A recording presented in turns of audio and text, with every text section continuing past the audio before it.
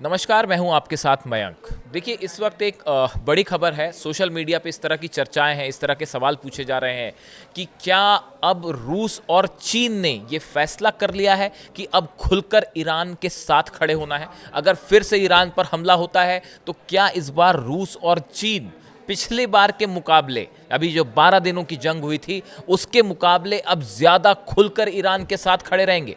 देखिए, पिछले 48 घंटे में कुछ डेवलपमेंट्स ऐसे हुए हैं जो बड़े गौर करने वाली बात है।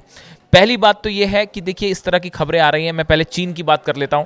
इस तरह की खबरें आई हैं कि चीन जो है अपने 40 J-10C फाइटर जेट्स ईरान को देने जा रहा है। देखिए, हमने 12 दिन की जो जंग हुई उसमें देखा कि फाइटर जेट्स जो है वो बड़े क्रूशियल रोल में रहे। उसके बाद ईरान जो है वो ये चाह रहा है कि तेजी से एयरफोर्स को मजबूत किया जाए, क्योंकि एक बड़ी जंग की आहट है। कभी भी जंग फिर से छिड़ सकती है, फिर से हमला हो सकता है। ईरान तेजी से अपनी एयरफोर्स को मजबूत कर रहा है और बताया जा रहा है कि चीन जो है वो J-10C फाइटर जेट्स ईरान को देने जा रहा है। एक बड़ी बात ये। दूसरी बात ये भी है कि देखिए, चीन को ये लग रहा है कि मिडिल ईस्ट में और वेस्ट एशिया में, इस पूरे इलाके में अमेरिका का बढ़ता प्रभाव ये चीन के लिए अच्छा नहीं होगा। ये चीन मानता है। मैं अभी सिर्फ चीन की बात कर रहा हूं, रूस की हम अलग से बात करेंगे। चाइना ये सोचता है कि वेस्टर्न एशिया में, देखिए, एक तो वेस्टर्न एशिया में $400 बिलियन का इन्वेस्टमेंट है चाइना का। 400 बिलियन डॉलर्स का इन्वेस्टमेंट है चाइना का वेस्टर्न एशिया में। अगर इस इलाके में ईरान पर हमले होते हैं, यहाँ पे मिडिल ईस्ट में अगर अमेरिका और इजराइल का प्रभाव ज़्यादा बढ़ जाता है तो ये चीन के इंटरेस्ट के लिए नुकसानदेह है, चीन के नेशनल इंटरेस्ट के लिए नुकसानदेह है, ऐसा चीन का मानना है। तो अब चीन ने पिछली बार जो ये 12 दिन की जंग हुई उसके मुकाबले अब चीन शायद ये मन बना चुका है कि अगर अब ऐसे हालात बनते हैं तो खुलकर मदद करनी है ईरान की। देखिए, अभी हाल ही में आपने देखा होगा, थोड़े वक्त पहले जो है बंदर अब्बास पोर्ट जो है ईरान का, वहाँ धमाके हुए थे और वहाँ पे बड़ी ज़बरदस्त आग लगी और बताया जा रहा है कि वहाँ पे मिसाइल बनाने का काफ़ी सारा मटेरियल रखा हुआ था, जिसमें जो है वो ये धमाके हुए थे। और बताया ये जाता है कि ये जो मटेरियल था ये चीन की तरफ से ईरान को भेजा गया था। जो सॉलिड फ्यूल मटेरियल था वो चीन की तरफ से भेजा गया था और उसमें ये धमाके हुए थे। यानी ईरान के कहने का मतलब ये है कि ईरान का जो मिसाइल प्रोग्राम है उसको भी चीन सपोर्ट कर रहा है। अब तो खबरें ये भी आने लगी हैं कि चीन का जो सैटेलाइट प्रोग्राम है वो भी ईरान की मदद करेगा।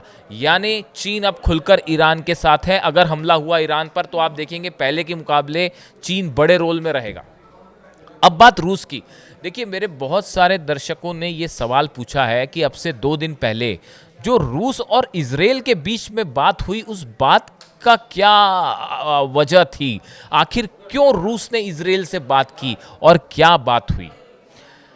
देखिए, 2 चीज़ें हैं। पहली बात तो ये जो रूस और इजराइल की बात हुई, इसमें इस तरह की बातें निकल के सामने आई हैं कि एक तो सीरिया को लेकर बात हुई है। देखिए, रूस भी ये चाह रहा है कि सीरिया में जो है हालात थोड़े से ऐसे हो जाएं जिसमें रूस के लिए ज़्यादा चुनौती ना हो, और दूसरी तरफ इजराइल के लिए भी जो है वो इस समय सीरिया में ज़्यादा ध्यान देना ठीक मतलब वो नहीं कर पा रहा है, क्योंकि ईरान में उलझा हुआ है, ईरान ने उलझा रखा है उसे। तो ऐसे हालात में सीरिया को लेकर रूस और इजराइल के बीच में बात हुई है, लेकिन वो एक अलग बात। लेकिन ईरान को लेकर ऐसा बताया जा रहा है कि रूस की तरफ से ये मैसेज दे दिया गया है इजराइल को कि किसी भी कीमत पे बुशहर न्यूक्लियर प्लांट जो है वो रूस खाली नहीं करेगा।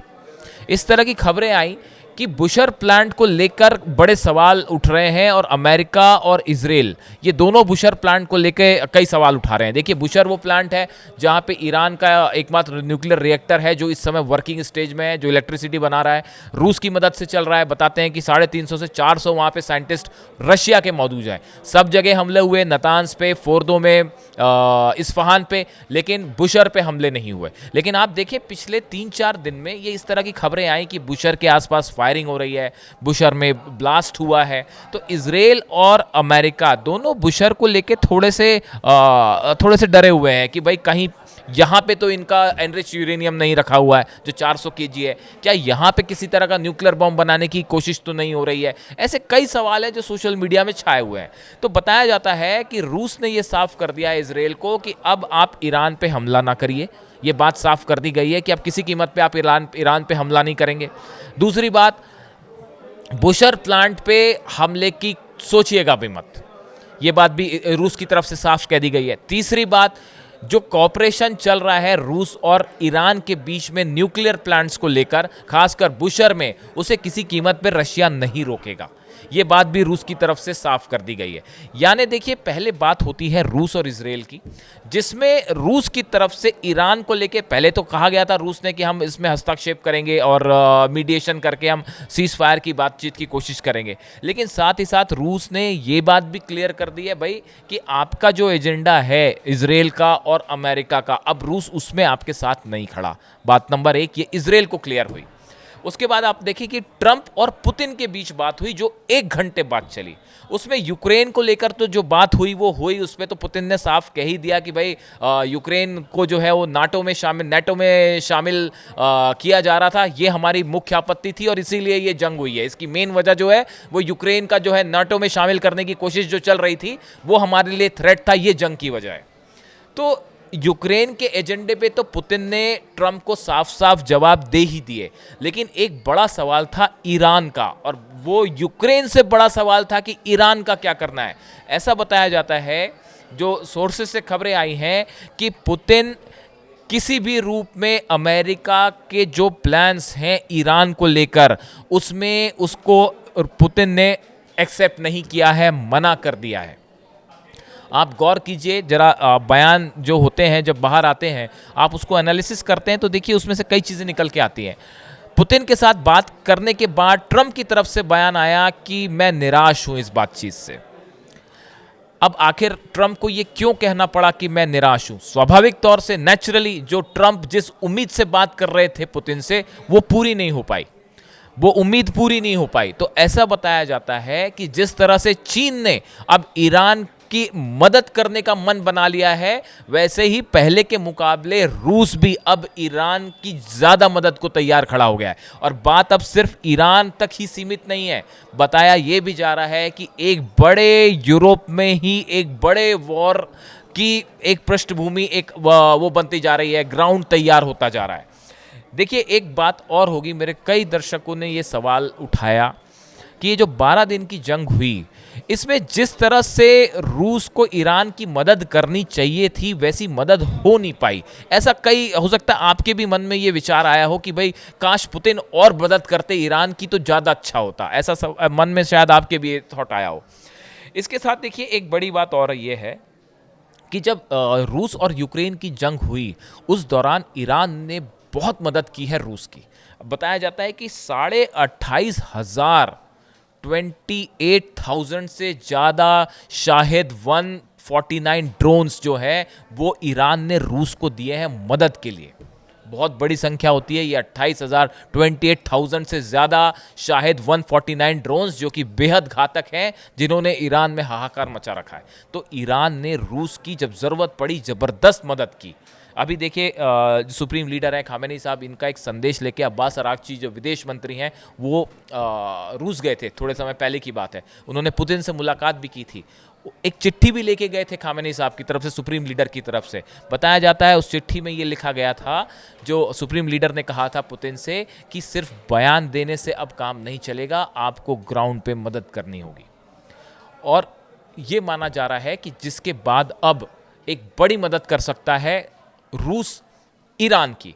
देखिए, इसके साथ ही एक बड़ी खबर ये भी है कि जब ये वॉर हुआ ईरान और इजराइल के बीच, 12 दिन की जो जंग चली, इसके बीच में एक बड़ा टर्निंग पॉइंट था जब दोहा में एयर बेस पर कतर में जो है वो ईरान की तरफ से मिसाइल दागी गई।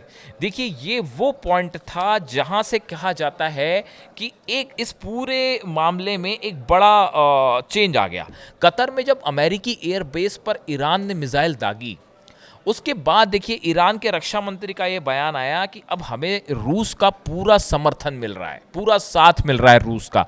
देखिए, ईरान अमेरिका निश्चित रूप से बहुत शक्तिशाली देश है, लेकिन उसके बावजूद ईरान ने देखिए एक तरफ वो इजराइल से लड़ता रहा अकेला, और उसके बाद उसने कहा कि भाई अगर अमेरिका हमला करेगा तो हम जवाब देंगे, और युद्ध के बीच जब हमले हुए फोर्दो और नतांज और इस्फहान पे, उसके फ़ौरन बाद जो है ईरान ने अमेरिका के एयरबेस पर भी हमला किया कतर में, वो घबराया नहीं। ये एक बड़ी बड़ी हिम्मत दिखाई ईरान ने। ऐसा कोई कुछ एक्सपर्ट्स बताते हैं कि ईरान की तरफ से हमला करना एक बड़ी चुनौती था ये अमेरिका के लिए, और यहाँ से रूस के भी मन में शायद ये विचार आया कि भाई जब ईरान देखिए हमला कर सकता है तो हमें भी अब मजबूती से ईरान के साथ खड़ा होना है, ऐसा कुछ एक्सपर्ट्स बताते हैं। उसके बाद से ये माना जा रहा है कि रूस ने भी शायद ये मन बना लिया कि अब जो है वो ईरान की बड़ी मदद करनी है।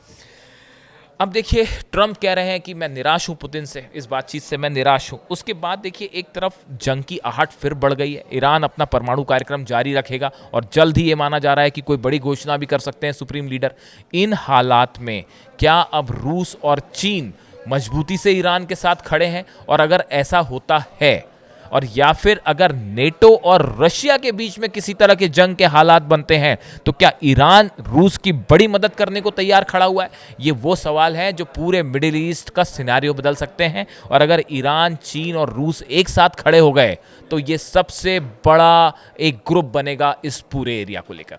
इससे जुड़ी जो भी खबरें होंगी हम आप तक पहुंचाते रहेंगे। Thank you.